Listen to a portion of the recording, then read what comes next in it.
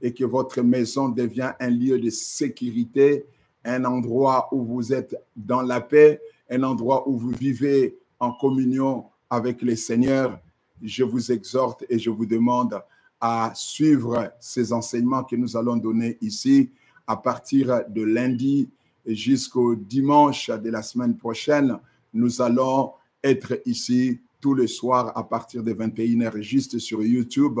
Nous allons faire des directs YouTube où nous allons encore partager en profondeur les bien fondés de cet enseignement, combien utile, combien important pour nous et pour tous les enfants de Dieu. C'est un enseignement qui va vous bénir, qui va vous faire du bien, un enseignement qui va vous changer et qui va vous aider à évoluer dans votre foi et dans votre vie spirituelle.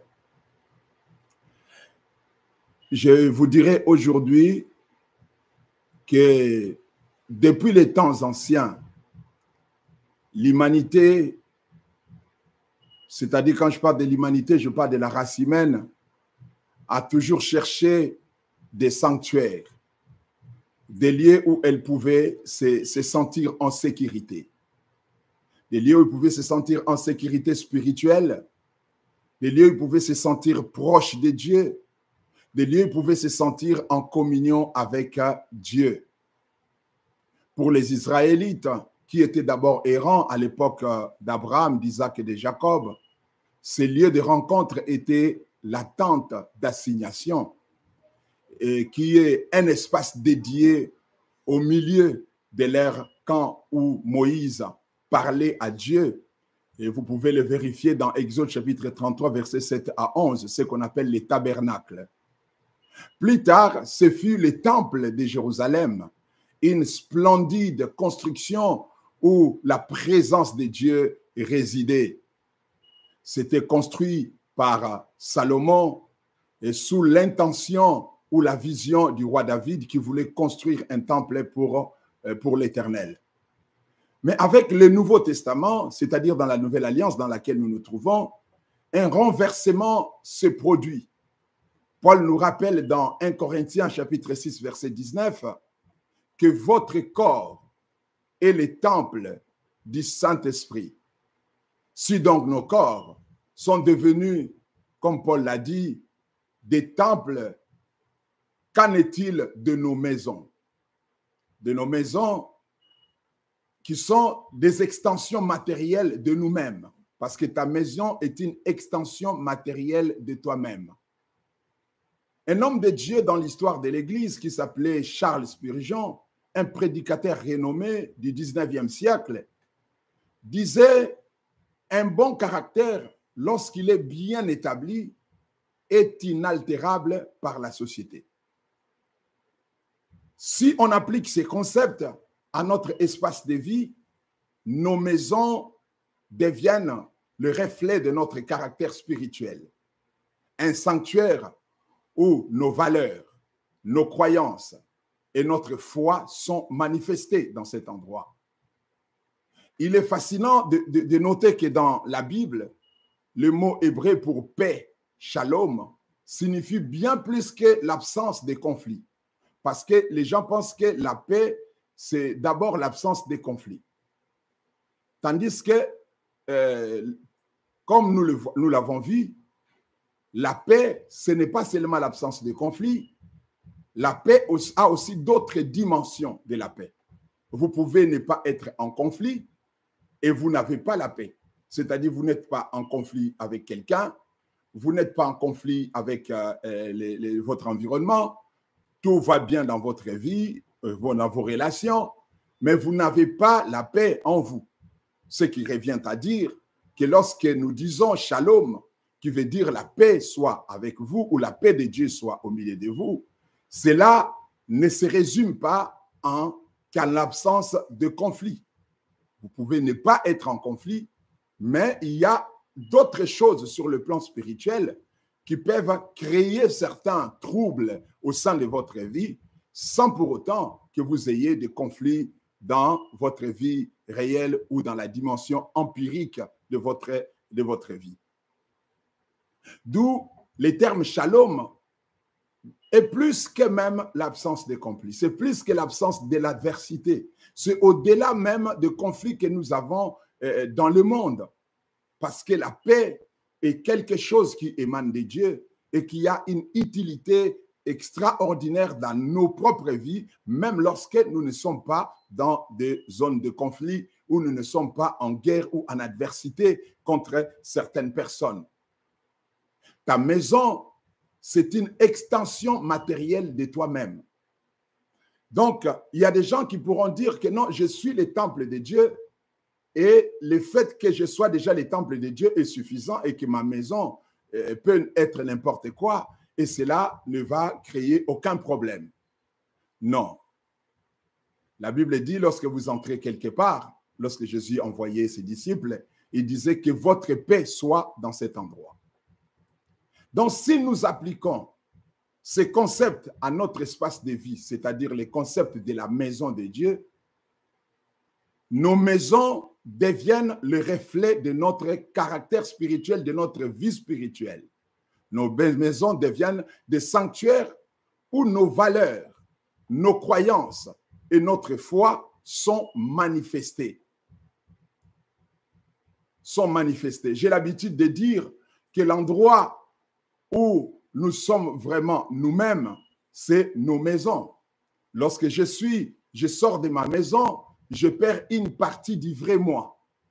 Je perds une partie du vrai moi parce que j'essaye de m'accommoder des choses, des exigences de là où je suis en train d'aller. Tu peux ne pas aimer porter des costumes, tu ne les aimes pas. Chez toi, tu es peut-être en pantalon, en t-shirt, mais lorsque tu sors dehors, tu es obligé peut-être d'aller dans un bureau avec une costume bien en tenue civile, bien que ça ne vous plaît pas. En quelque sorte, vous perdez une partie de votre caractère réel lorsque vous quittez chez vous pour aller quelque part. Donc, il est fascinant, comme je viens de le dire, de noter que dans la Bible, le mot hébreu paix, qui veut dire shalom, signifie bien plus que l'absence de conflit.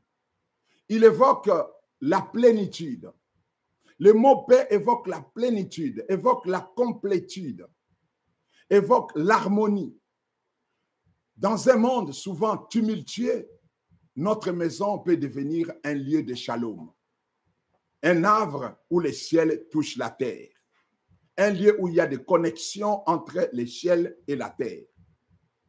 En considérant notre maison comme un sanctuaire, comme un lieu de connexion entre les ciels et la terre, chaque pièce dans ma maison ou dans ta maison prend une dimension spirituelle.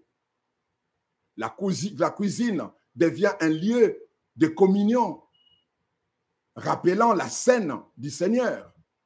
La salle de séjour, un espace de communion spirituelle, un espace d'adoration, semblable aux premières églises domestiques décrites dans Actes des Apôtres, les églises des maisons, où les croyants rompaient les pains de maison en maison.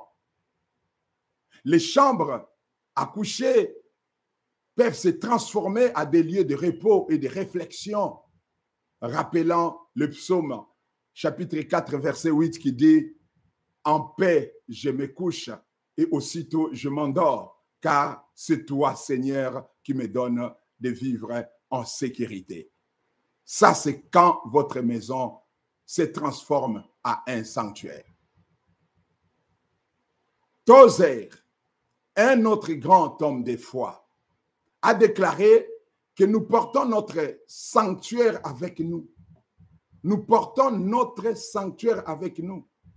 Nous ne quittons jamais notre place de prière parce que c'est notre corps. Là où je suis se transforme aussi en un sanctuaire. Imaginons donc si nous étendions cette idée à nos demeures en faisant de chaque instant passé chez nous une offrande, une oblation, une prière, une louange, une adoration. Très chers bien-aimés, nous allons vivre d'autres choses au sein de nos maisons. La maison en tant que sanctuaire n'est pas un concept éloigné ou abstrait, mais une réalité tangible, une réalité quotidienne.